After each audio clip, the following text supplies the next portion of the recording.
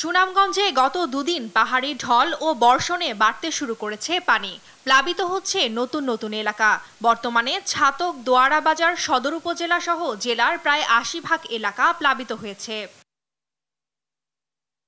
সুরমা নদীর পানি বিপদসীমার ৬০ সেন্টিমিটার উপর দিয়ে প্রবাহিত হচ্ছে।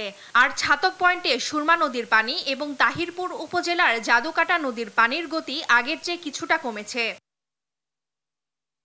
এরই মধ্যে সুনামগঞ্জ জেলা সদরে ৫,০০০, বিশ্বম্ভরপুরে ২২,০০০, শান্তিগঞ্জে ১৫,০০০, জগন্নাথপুরে ৩৭,০০০, দোয়ারা বাজারে ৫০,০০০, দিরায়ে ৭৮,০০০ এবং ছাতকে ২ লাখ মানুষ পানিবন্দী হয়েছেন। গ্রামের বাড়িতে অলরেডি পানি ঢুকে গেছে, তাদেরকে আমরা শহরে আনার চেষ্টা করছি, কিন্তু আজকে সকাল থেকে শহরের অবস্থাও ভালো নেই।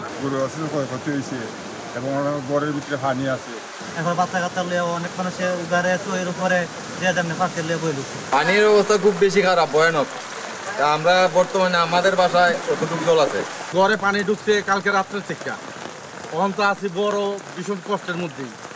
বৃষ্টিপাত বেড়ে বন্যা পরিস্থিতির অবনতি হতে পারে বলে জানিয়েছে পানি উন্নয়ন বোর্ড।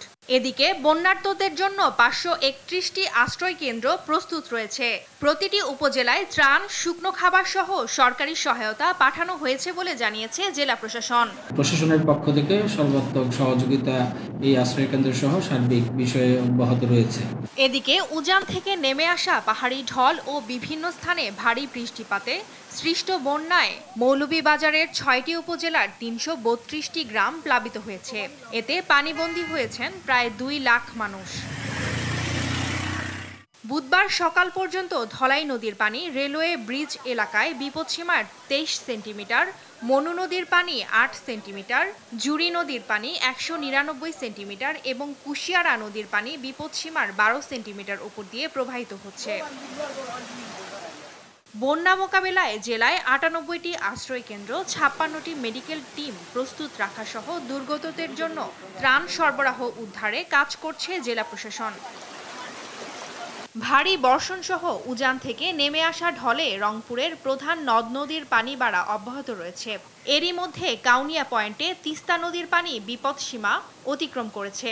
অন্য নদ নদীর পানি বেড়েই চলেছে। নদী তীরবর্তী নিম্নাঞ্চলে পানি উঠতে শুরু করেছে। পরবর্তী ৪৮ ঘন্টার মধ্যে রংপুরের নিম্নাঞ্চলে স্বল্পমেয়াদী বন্যা সৃষ্টি হতে পারে বলে জানিয়েছে পানি উন্নয়ন বোর্ড।